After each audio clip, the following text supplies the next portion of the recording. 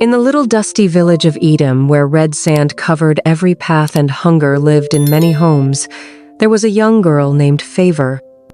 She was only 22, but her eyes carried the pain of 100 lifetimes. Since her mother died 5 years ago, Favor hadn't known peace. Her father, Mr. Michael, had changed. He used to be a kind farmer, but now he was a cruel drunk. As if that wasn't enough, he married a wicked woman, Rebecca, who hated Favor with all her heart. They made her cook, fetch firewood, sweep the compound, work on the farm from sunrise to sunset, and sleep hungry most nights. People in the village pitied her, but no one dared to speak up. Nobody wanted to face Mr. Michael's madness. Then one day came David, a young man from the city.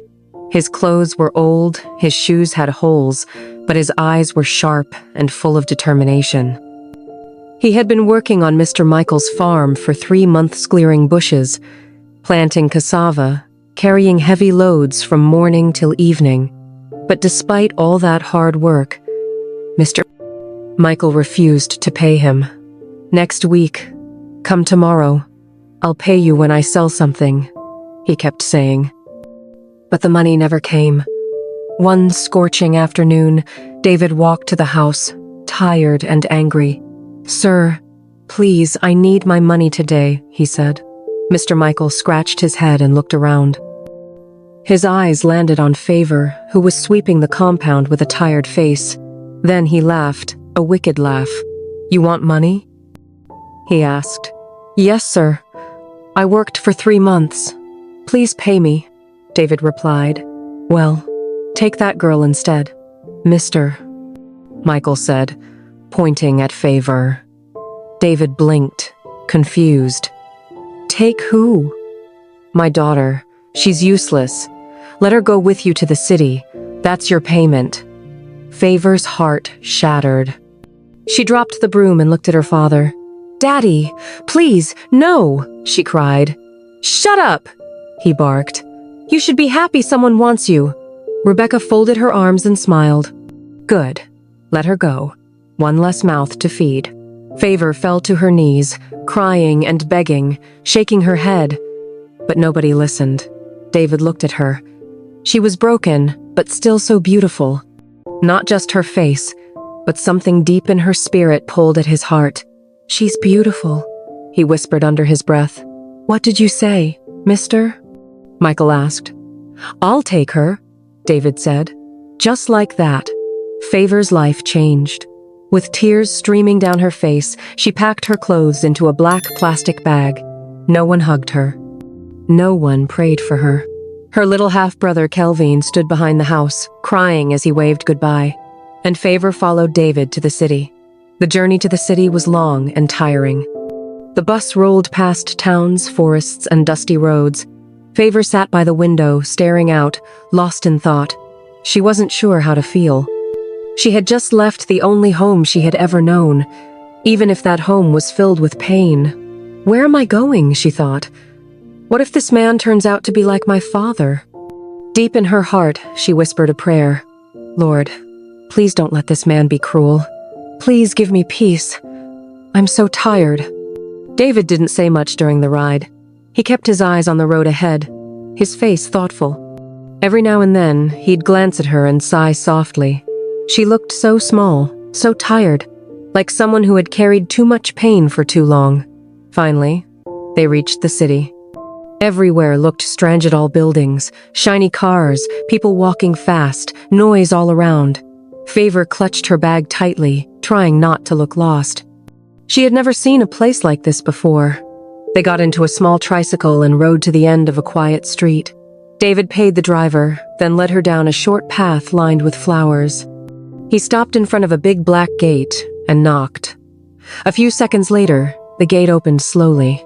Favor gasped, her eyes wide. The compound was large and clean.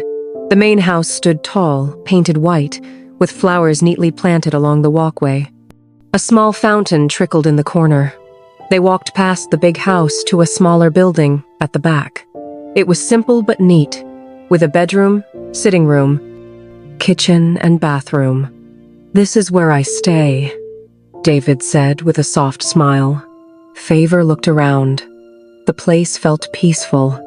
"I just got a job as a security guard," he explained.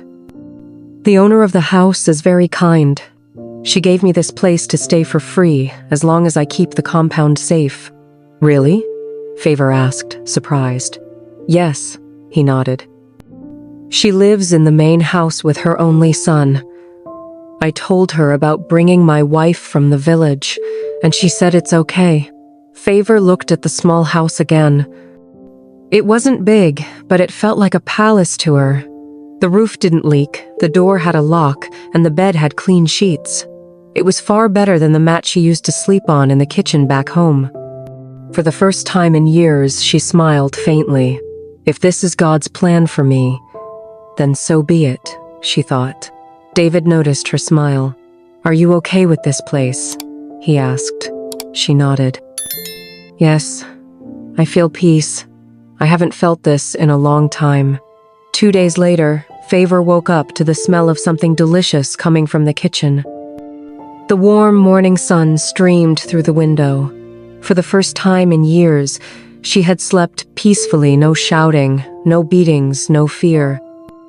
Just calm. She walked into the kitchen and found David stirring something in a frying pan. "Good morning," she said softly. He turned and smiled. "Morning, Favor. I made breakfast. Hope you slept well?" "Yes. Like a baby," she said with a small laugh. After they ate, David said, "Get dressed.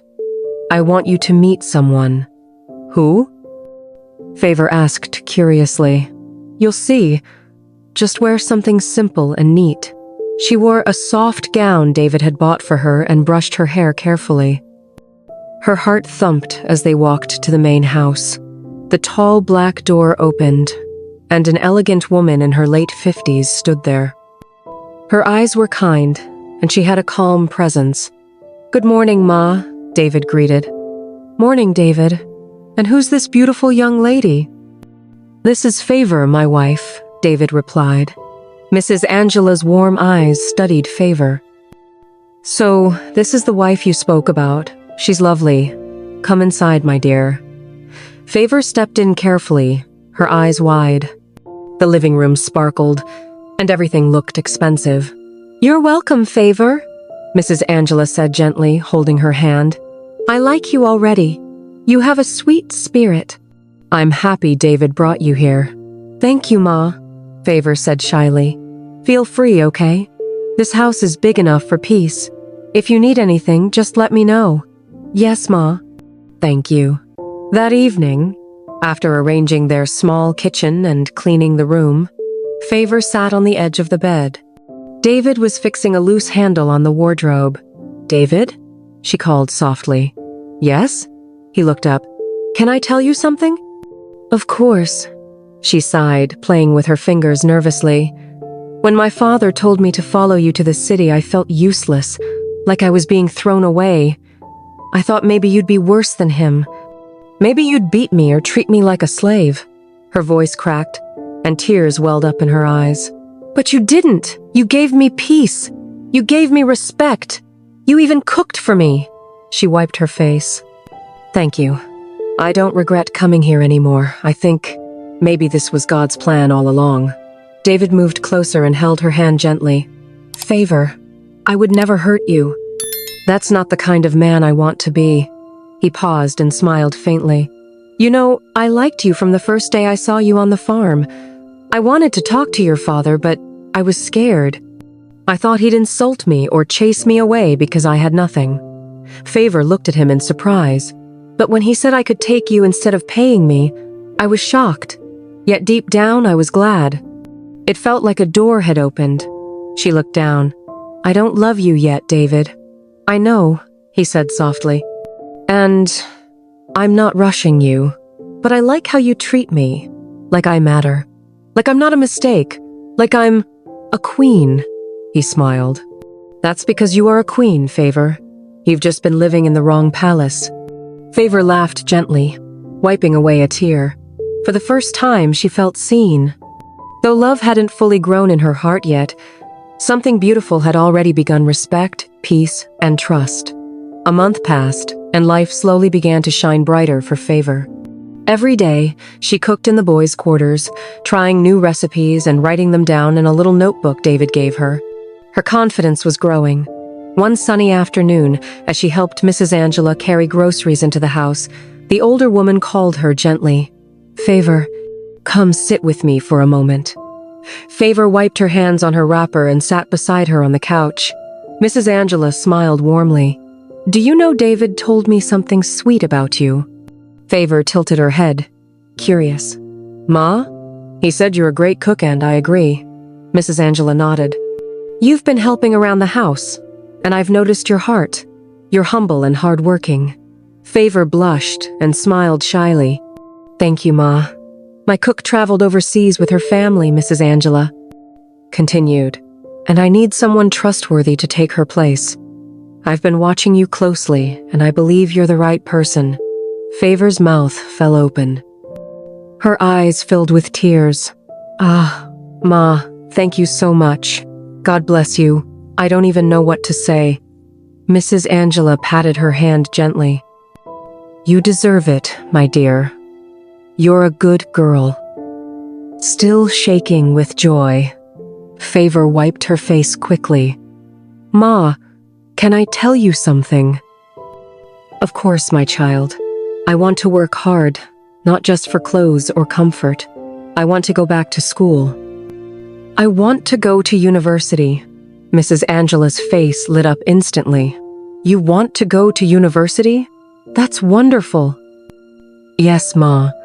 I stopped after secondary school because of family issues, but I love learning. I've been dreaming of going back." Mrs. Angela hugged her warmly. "I love girls who value education. That's a beautiful dream, and I'm proud of you." "Thank you, Ma. Thank you so much," Favor said, her heart swelling with happiness. As soon as she finished helping in the kitchen, Favor ran back to the boys' quarters, her slippers slapping softly on the tiled path. "David! David!" she shouted, her voice full of excitement. David came out of the room, surprised. "What's going on? Why are you shouting like that?" She grinned from ear to ear. "David, you won't believe what just happened. Mrs. Angela said I should become her new cook." "Wait, seriously?" David asked, his eyes wide.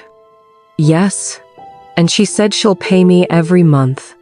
I also told her I want to go to university, and she was so happy about it." David pulled her into a tight hug. "That's my wife, my working-class wife." Favor laughed, her cheeks glowing pink. "Ah, David, don't start." "No, I mean it," he said, holding her hands. "You've come a long way from the village to the city, from tears to smiles, from rejection to celebration." She nodded, still smiling. "It feels like a dream. And the best part," David added, "this dream is just beginning." That night, after dinner, they lay side by side on the bed, staring at the ceiling. The day had been long, but beautiful. Favor turned her head slowly toward David. "David," she said softly. "Yes?" he replied, still looking up. "Can I ask you something?" "Anything," he said, turning to face her. She took a deep breath. "Why haven't you, touched me since I came here?" David blinked, surprised. He hadn't expected that question. Favor continued, her voice gentle but steady. "I mean, we're married. If it was another man, maybe he would have done it the first night I entered this house." David sat up slowly and leaned against the wall, his voice calm. "You're right, Favor. Many men would have done that. But I'm not just any man. I didn't bring you here to use you. I brought you here to love you, care for you, and protect you." He looked into her eyes. "You've been through so much already." I see the pain in your eyes sometimes, even when you smile. I don't want to add to that pain. Tears filled Favor's eyes. I want you to be ready, Favor. I want you to love me first. Then, when your heart is at peace, you can willingly give yourself to Menet because you feel forced or like you owe me anything. He held her hand gently. I know you've never been with any man before. You've carried rejection and fear for too long. That night your father gave you away like you were nothing. It broke something inside you. But Favor, you are not nothing. You are everything. You are strong. You are special. And when the time comes when your heart says yes, not out of pressure but out of love, I'll be ready too. Tears rolled down Favor's cheeks. She had never heard such words in her life. You really mean all this? She asked quietly. I do, he said. I want you to feel safe with me.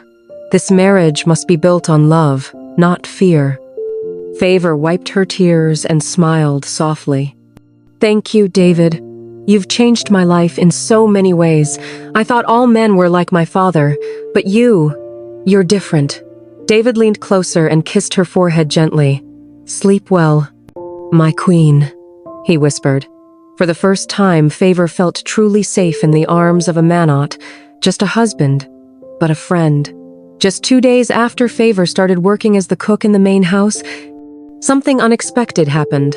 That morning, she was in the kitchen preparing Mrs. Angela's favorite vegetable soup.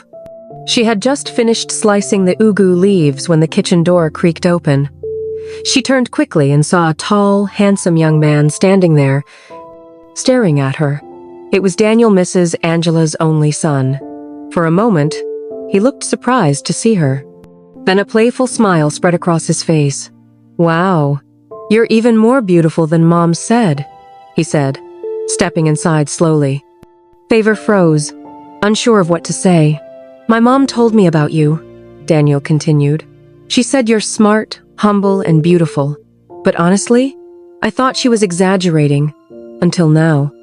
He leaned against the counter, his eyes sweeping over her from head to toe. Damn, girl, you're stunning. I swear God must have created you on a Sunday morning when he wasn't in a rush. Favor felt her cheeks heat up not from flattery, but from discomfort. She lowered her eyes quickly and focused on the pot in front of her. Good afternoon, sir, she said quietly, hoping to sound firm. Daniel chuckled and waved his hand dismissively. Come on. Don't call me sir. I'm not that old. Just call me Daniel. Favor shook her head politely. I can't, sir. It's not proper.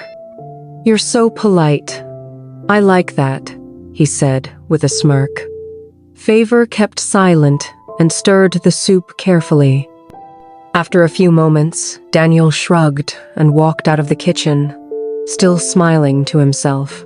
That evening, Favor returned to the boys' quarters.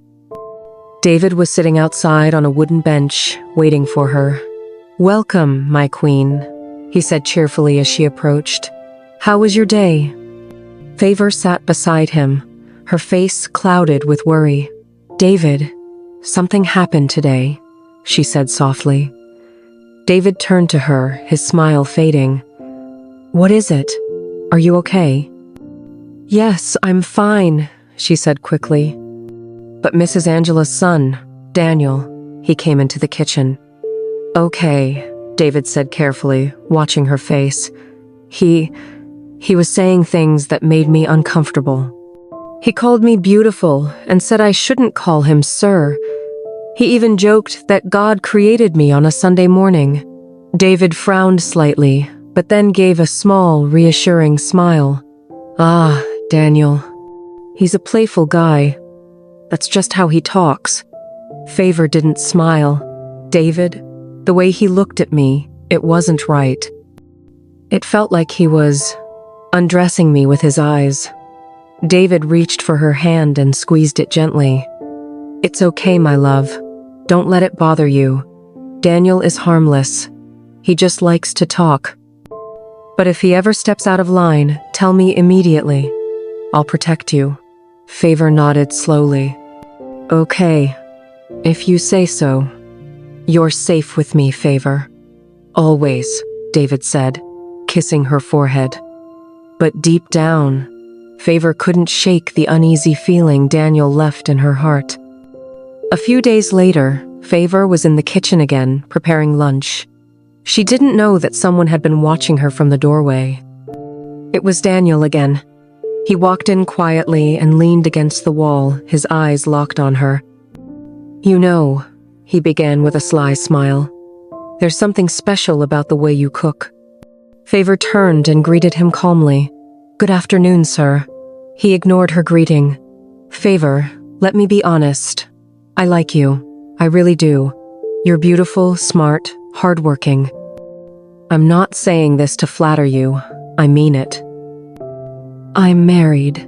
"I know you're married," Daniel said, stepping closer. "But what has that poor security guard done for you?" "Nothing." Favor looked at him, her face firm. "Sir, with all due respect, please stop." But Daniel didn't stop. "I can change your life, Favor.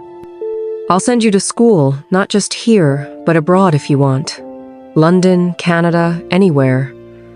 I'll buy you a new phone, beautiful clothes, anything you need. You'll never have to suffer again." Favor's heart pounded in her chest. "I'm not interested," she said firmly. "Why?" he asked, confused. "Because I love my husband. He may not have much, but he gives me respect and peace, things money can't buy." Daniel laughed bitterly. "Respect? Peace? You're young and beautiful. You should be with someone like me, not a broke security guard." Favor's voice didn't shake as she spoke. "I'd rather stay with a man who loves me than live a fake life with someone who just wants to use me." Daniel scoffed. "You'll regret this." "No, sir," she replied boldly. "If standing by my husband is a mistake, then I'll happily make it over and over again." Daniel stared at her for a moment, then stormed out of the kitchen angrily. That evening, Favor walked slowly back to the boys' quarters. Her heart was heavy, and her mind kept replaying Daniel's words. David was waiting for her outside, sitting on the wooden bench. He noticed her quietness right away. "My queen, you're so quiet today," he said softly. "Are you okay?" Favor sat beside him, tears quietly building in her eyes. "David, Daniel came to me again today." David's face hardened. "What did he do?" He made promises. He said he would send me abroad for school, buy me clothes, a phone, give me money, if I agree to be his girl. He even said he could pay you off or tell his mother to sack you, just so he can have me." David clenched his fists, his jaw tightening with anger. But when he saw the hurt in her eyes, he calmed himself. What did you say to him?"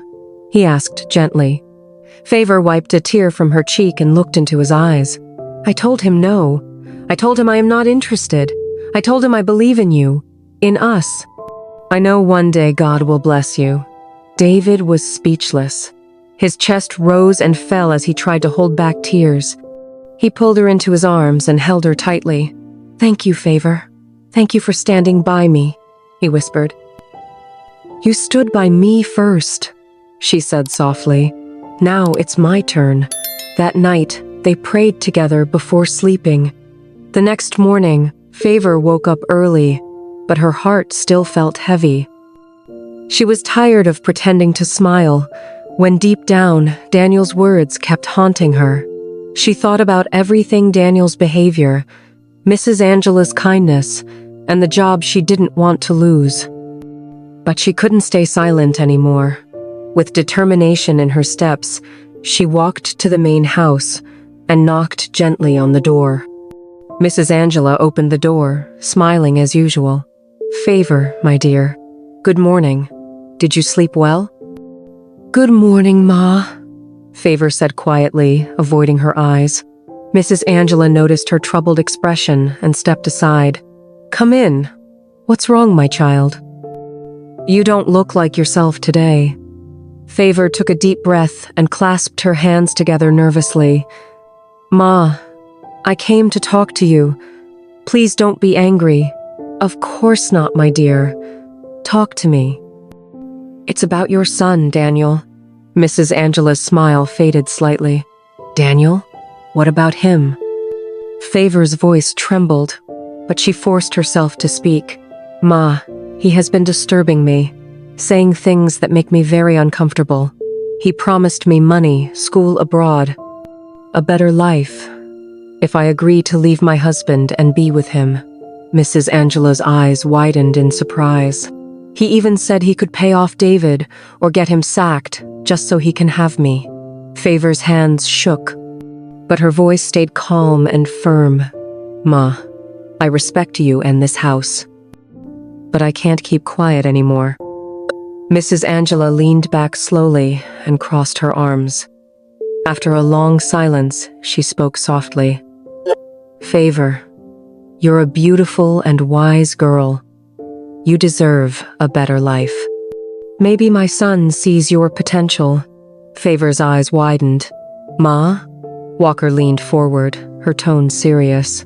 "Look, I'm not saying you should leave your husband just like that, but think about it. We can give you everything you've ever dreamed of: education, comfort. Even your husband will benefit. We can pay him to walk away." Favor stood up slowly, her hands trembling, but her voice steady. "With all due respect." "Ma, I am not that kind of woman." Mrs. Angela said nothing. "I didn't marry David because of money. I married him because when the world turned its back on me, he gave me dignity. When my own father threw me away like I was nothing, David treated me like a queen." Tears welled up in her eyes, but she didn't stop. "Ma, I would rather quit this job than betray my husband. I will not sell my body or my soul for comfort." Mrs. Angela opened her mouth to speak, but Favor raised her hand politely. "Forgive me, Ma, but if your son doesn't stop this nonsense, we'll leave this house.